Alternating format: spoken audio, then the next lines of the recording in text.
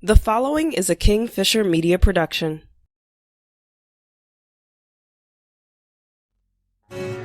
Welcome to In the Blood.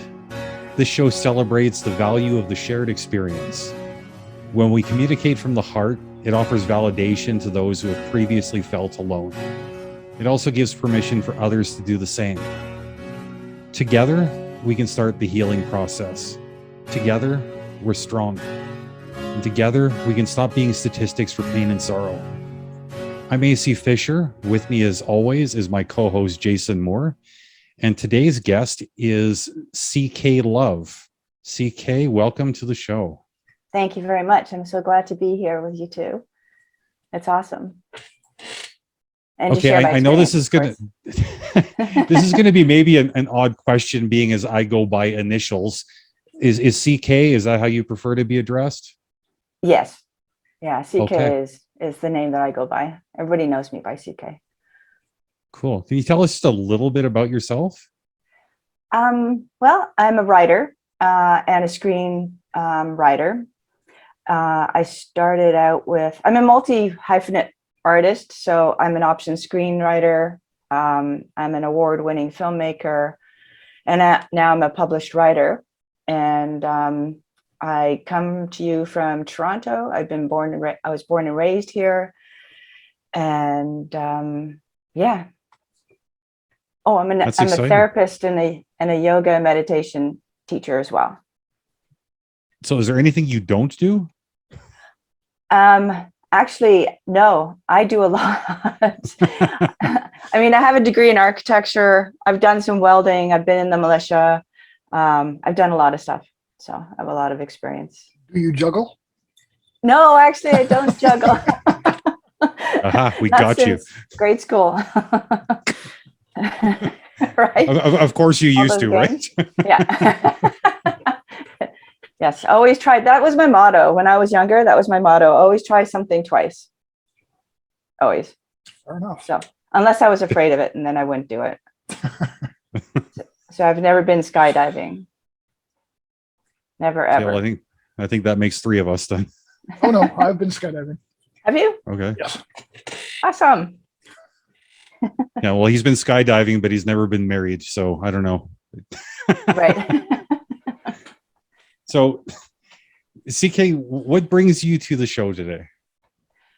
Well, I think I wanted to share my experience of having had a bad experience in family, in the blood, and actually being able to walk away from it. I mean, I wouldn't say that my relationship with my family was as traumatic as some, but definitely as an undercurrent, it was pretty traumatic. And it does kind of depend on what kind of person you are. If you are a free spirit and your family isn't, then that gets to be troublesome as you grow up.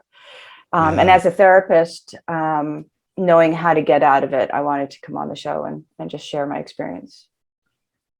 Okay, well, I don't think anybody listening or anybody who comes on the show should ever feel like we need to keep score with each other as far as pain and trauma go, because I'm a firm believer that pain is pain, trauma is trauma, and my experience is my experience, yours is yours, and it's all fair, it's all relevant.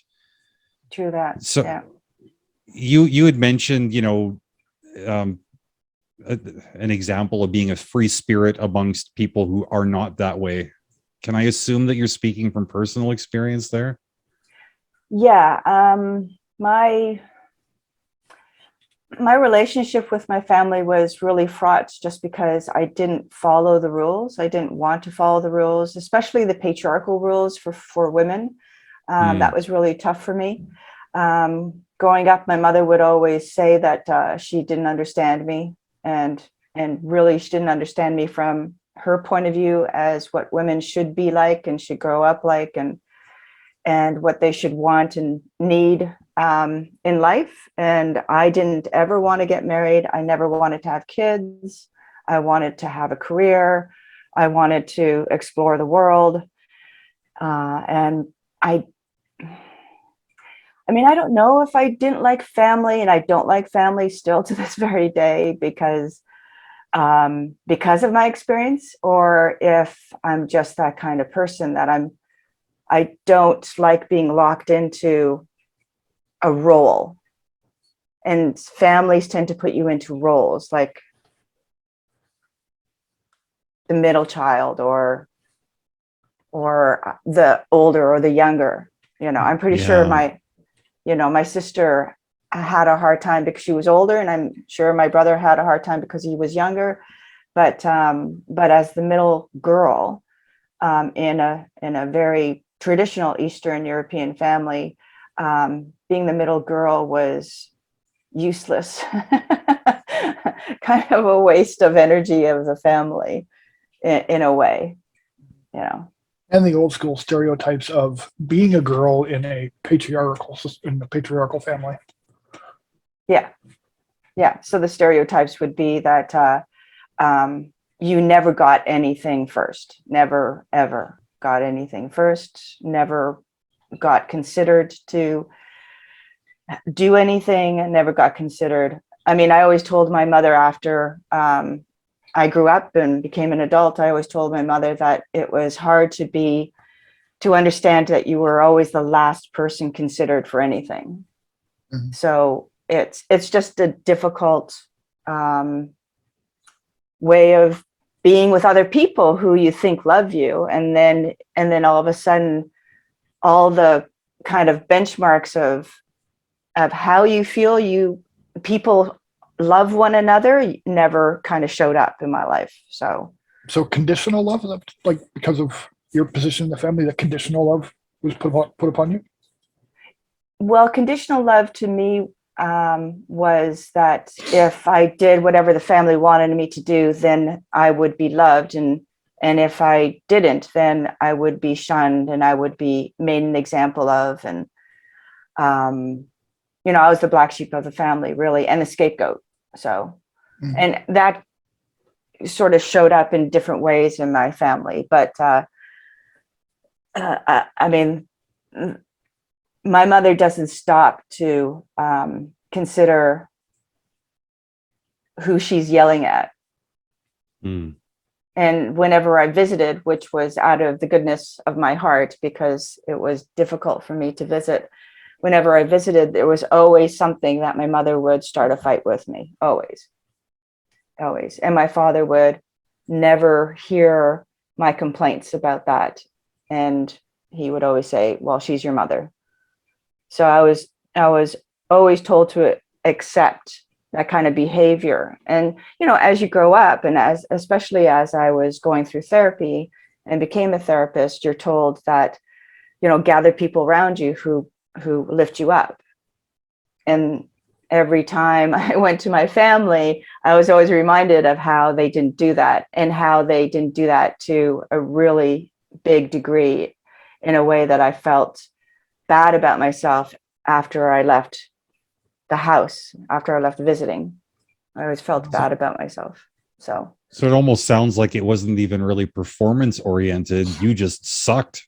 yeah, yeah, yeah. I sucked in my family, and that was what I needed to be in my family, because for some reason, my father needed to lift up my sister, and my mother needed to lift up my brother, and yeah, somebody needed to suck. Somebody needed to be the person they didn't like, or they complained about, or so yeah. I mean, it's funny because a couple of relatives, when I was growing up, and my mother told me this just as a matter of fact, a couple of relatives, male relatives, would say that they loved me the most, and that's because they saw how I didn't have anybody. And my mother just told me that out of the blue one day. Like, she didn't know that was onus on her that, Yeah. and my father, to kind of show me more love or something. So yeah. Were you aware that these people actually saw you differently than your parents when you were a kid?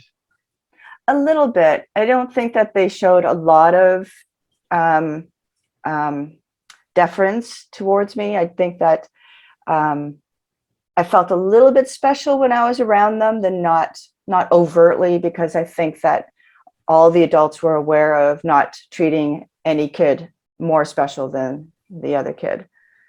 So, and especially because I guess the sons were more special in our family than anybody else. So no, I never felt that much from them. I always felt alone, really, and unspecial. So how does a young kid deal with that? I mean, how I dealt with it was to close off. I closed off. I became really cold. I became really defensive. I became really not very communicative. I went into my head. I went into my dreams. I dreamed of the time when I would leave. And maybe that's why I wanted to have a career, because I knew. And I told my boyfriend this. I said, I don't want to get married until I have a career, you know. And my boyfriend in high school at the time. And I said, I don't want to get married until I have a career, because I knew that having a career would get me out of the house. So I dreamed about leaving, basically. and you know, I got into writing, and I got into you know, I was semi good in school. I was really studious, but because of the trauma involved in that kind of family, things didn't stick. So I wasn't an exceptional student, but I still studied hard. And you know, that's what I did. I got cold, very, very cold. And it was hard to come out of that coldness. How it was hard to come out of trusting people, not trusting people, so that I would trust people. Right. Yeah. So when did things sort of start to turn around for you? When I was doing the therapy, and only then, is when actually I got married, because my mother forced me to.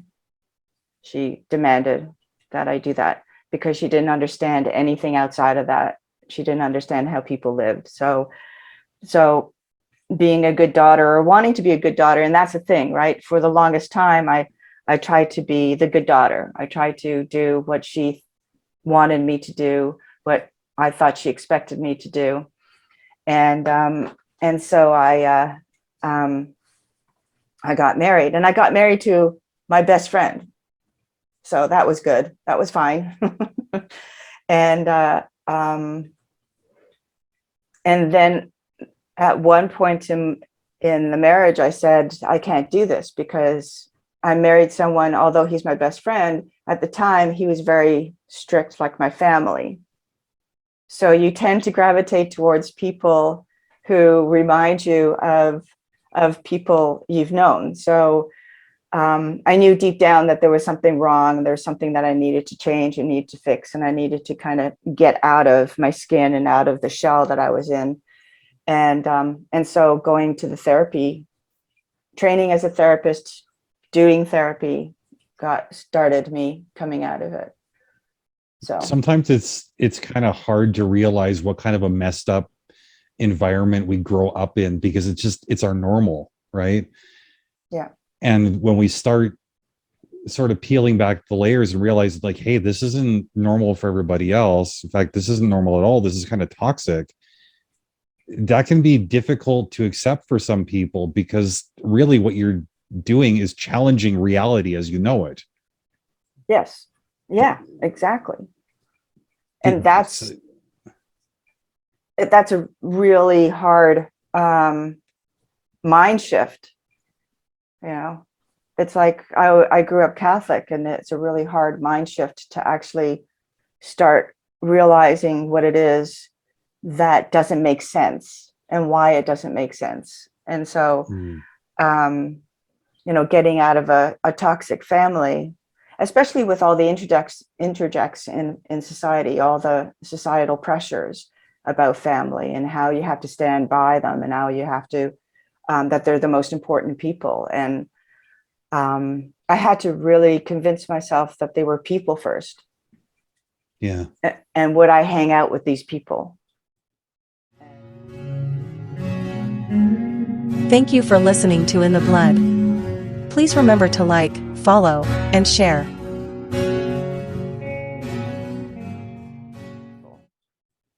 And It's the really answer- easy for people to say like they're your family, but a lot of people have never experienced the kind of complications you're describing. Right. I guess. Do you think that people?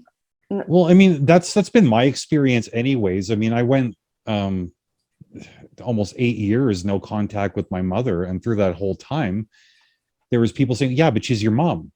Right. Like, I'm obligated to subject myself to a toxic relationship by virtue of blood. Yeah. Which I didn't find helpful. I found I was instead of getting support from people, I was having to justify my decisions to people who were never going to understand, who were unwilling to understand even. Like, I don't know what your experience was hopefully better than mine. That's the hardest part, is the justification, because you're using all your energy to do that instead of heal and stand firm in what it is that is essentially your reality, which is I need to be around people who support me. I need to be around people who see what the person that I am. And because I always thought that when I went back, and you're 8 years, I was 10 years, 5 years, 3 years, 8 years. I always went back.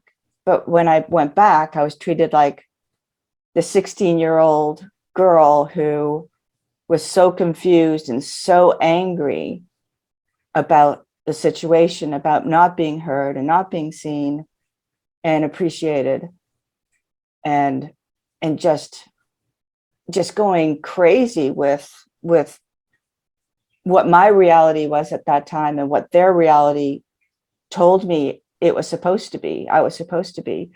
I was still treated like that. I was still treated as the malcontent or the aggressive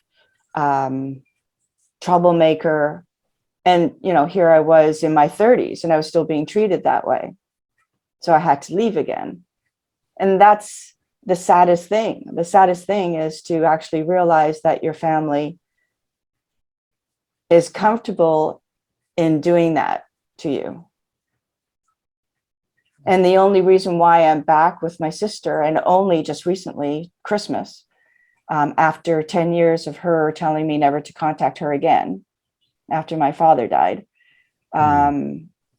because of some things she misunderstood me to say. And only after the 10 years, she got in contact. And the reason why is because she's done some work. She actually did some therapy and she actually apologized, which, is really emotional for me. I feel it right now that that's what I've been waiting for. I've just been waiting for people to just say, can we move on? Can we go past whatever that was? So. Did you find during your breakaway stage that your parents were in any way putting obstacles in your way, whether they be mental or physical obstacles, in preventing you from breaking away because they wanted to keep you in that box? Were they aware? Did you feel like they were in some way hindering your breakaway when you finally got to the age where you could go? Always, if I was in their company, for sure. And it's because they couldn't see me past whatever their comfort zone was for me. My first name's Christine, so Chrissy, whatever Chrissy was. So, And, I changed my name because of my family. I didn't want to be associated with them. And I didn't want to associate my success with them. Right. I didn't want them to think that they had any association with what I did in my life that was good and positive and, big and successful and whatever. I didn't want them to. You wanted them to realize you did it in spite of them, not because of them. Yeah. I mean, I don't know if I want them to realize anything because, since I changed my name, they don't know who I am. Oh, fair enough. Sorry, Right. bad assumption. No, that's fine. That's fine. So really, they haven't earned the right to be proud of you. Right. Mhm. Right. Yeah. It's interesting that Sorry, this go is ahead. called In the Blood because I have a screenplay called Blood in the Bone, Oh, and it's about mothers and daughters and sisters. Oh, very So, cool. yeah. And it's a thriller, and the mother is a serial killer, and the daughter learns that slowly. So, Oh, you will definitely have to keep us in the loop. it's won a yeah, couple of. you're right up Place- Jason's alley there. Oh, yeah. Yeah. Well, Oh, psychological thrillers. Yeah. yeah, it's a psychological thriller, and I love those two. Absolutely. Yay. High five. High five. So that's the way that I've worked things out. I have another one. It's a horror. It's called Mad Dog 2020, and it's about two sisters and a woman who becomes possessed by their mother's spirit, and the Oh. mother's coming back for revenge on the little girl, on the young one. So That's actually deep because I think in some way we're all possessed by our parents a little bit. Mhm. right. Yeah, we are. I look in the mirror sometimes and I say, oh my God, I look like my mother. And that's traumatic for me, because of just, what happened in my life. So, and that's hard to understand. I mean, for anybody out there who's trying to kind of maneuver this whole thing, it's okay that it's difficult to look in the mirror and say, oh, I look like my mother, not, oh, there's mom. Hi, mom. It's not a happy thought. Right. You know? It's amazing how society competes with miseries. My sorrow is worse than your sorrow, or my pain's worse than your pain. What people got to realize is everybody's pain is the worst their pain can be. So in essence, they're all equal, and to judge not by that, but by the person that's portraying it. Yes, absolutely. Yeah. So I hear a lot of the pain in your story. I don't feel like you're stuck in it though. At the same time, I don't know. I almost feel like, and again, I might be just reading too much between the lines, and I hate when people do that to me, but I'm going to do it to you anyways because I can't help it. Go ahead. How does forgiveness play into the whole equation for you? Or does it? That's a good question. I know you're saying a lot because you're making me think a lot. So, so take out the ums. But it's a conversation. How about it? Yeah. There it is. So forgiveness is an odd word to me, in the way that what makes us feel like we need to be forgiven. And I would put it to kind of the religious understanding of actions and what we do in reaction to our life circumstances. And does it, this is just a thought right now that's occurring, does it have to do with shame? And if it has something to do with shame, if I need to be forgiven, or if I need to feel like I need to be forgiven? Is it because I'm ashamed of something that I've done? So I don't know if that's a stretch, but so do I need to forgive my family? I mean, even saying that feels weird to me because they are not aware of what they do or have done, except my sister now, who said sorry. But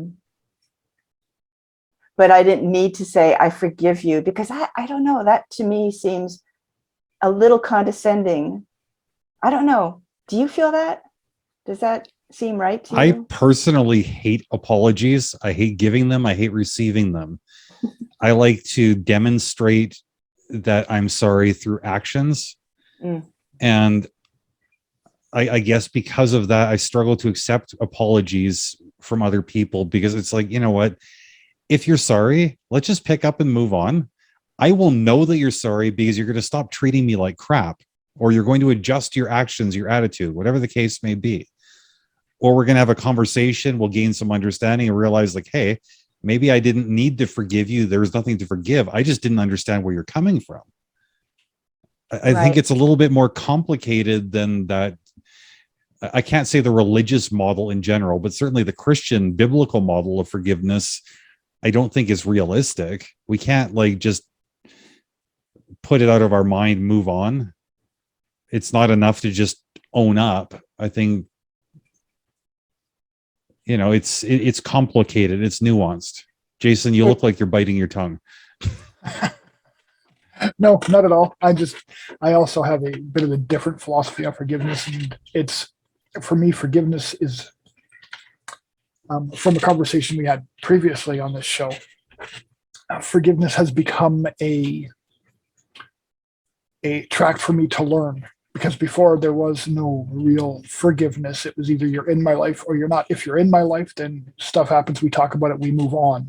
There's no sitting it on the back burner. There's no walking around like you're feeling like crap. If you're feeling like crap, come and tell me. We talk about it. We deal with it. We work through it. We move forward. But Right. I have recently learned that there are certain things that maybe I should start working on forgiving, because I'm carrying a lot of stuff in my virtual backpack and it's weighing me down from the past. Right. Right. So, CK, do you feel like being in a place where you haven't actively forgiven someone, do you think that's the same thing as holding a grudge, or are they different experiences? I think they're different. I mean, to go back to the whole I'm sorry, those are really powerful words. And I was really, something released when I heard my sister say that. And I think when you hear I'm sorry, at least when I hear I'm sorry, there's a acknowledgement of your pain. And just in the moment. And that, to me, needs thanks, not necessarily forgiveness. It needs thanks and gratitude. Whether they'll do it again is not for me to conjecture, not for me to say. I have to take that at face value. At the same time, I know my sister. I know what has hurt me in the past with my sister. And it was always her finding something that I've done to be sort of an affront, and then her telling me never to talk to her again, which, didn't happen just once. So, and then there was the times where she said that because I had moved to Calgary for a year, and she missed me and she wanted to see me. And so in between going to Europe, because I had saved enough money with my then boyfriend to go to Europe and travel around, I stopped off in Toronto for 2 weeks, and she wanted to see me. And the night that we were supposed to see each other, she called and said that another friend had came into town and she's going out with them. Oh. And that was always something that my sister did, always. So now I know which hurt, obviously, and always made me not trust her.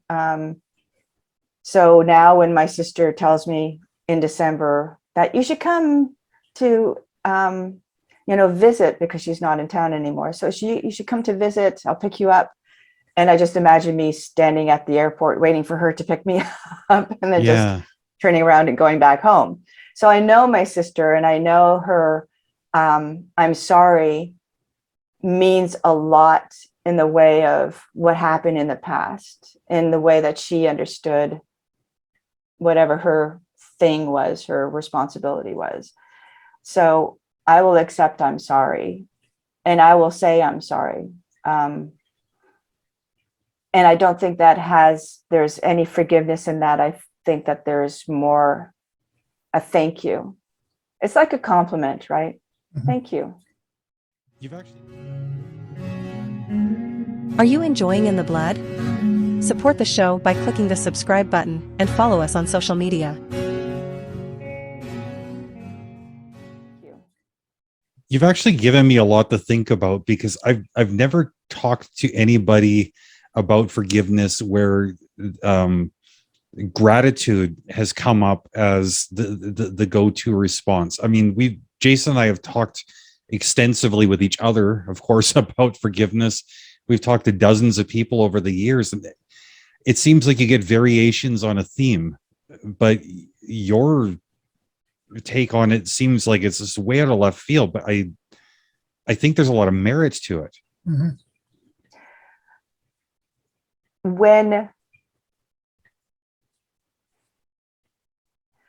When you can let go of, because you've done some work, because you realize who you are, and you can stand in your own skin, and you can stand firm, and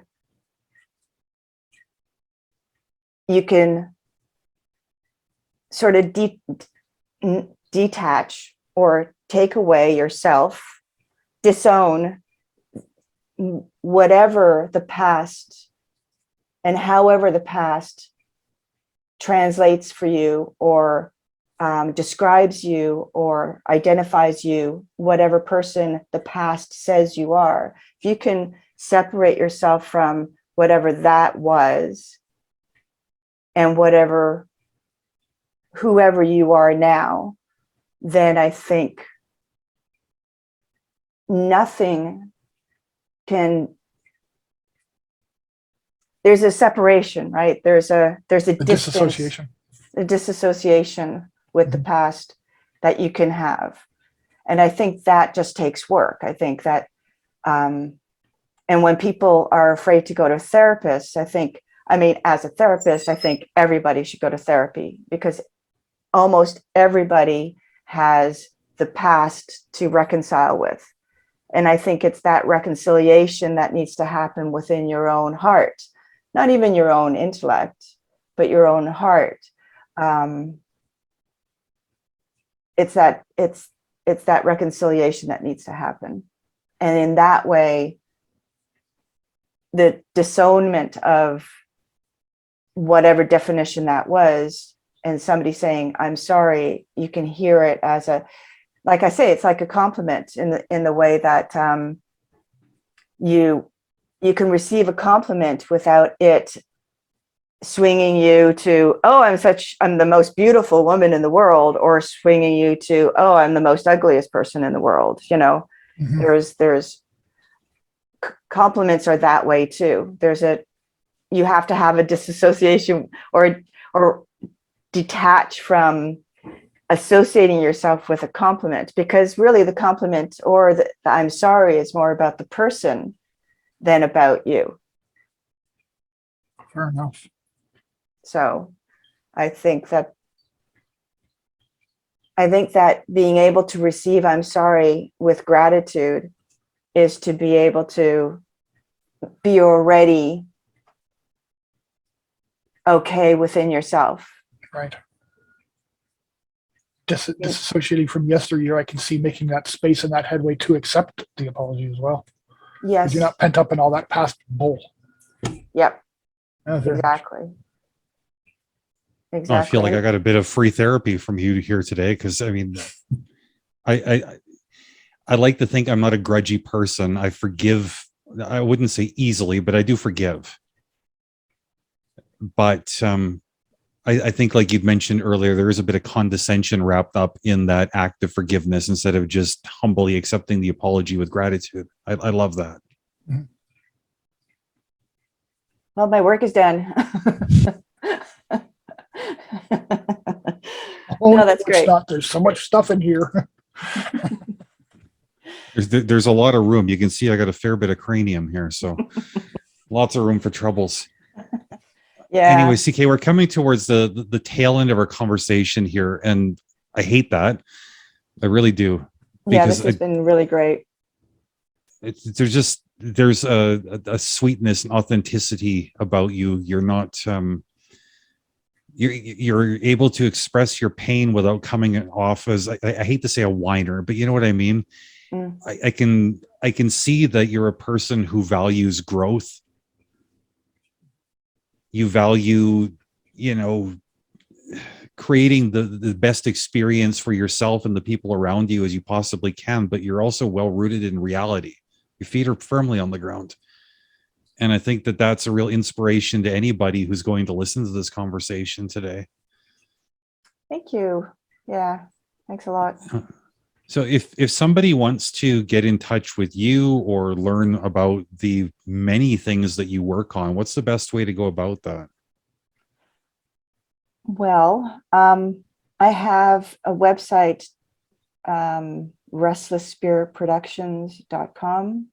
I have my work on there. I have therapy and yoga meditation sessions and workshops and stuff on there.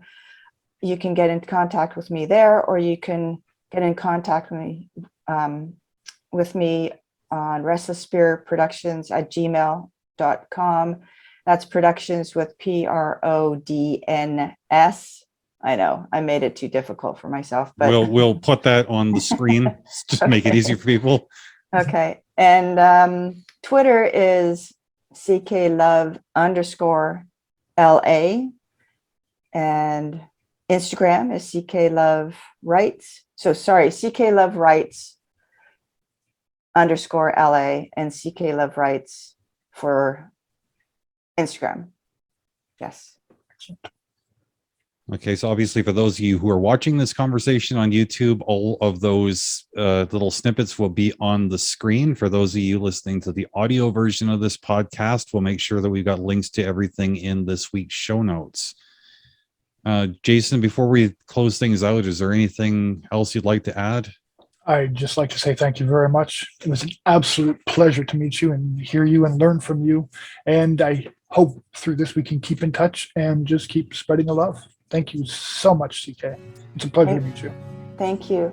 It's been a pleasure to meet you, Jason, and AC as well. Thank you. Thank you, CK.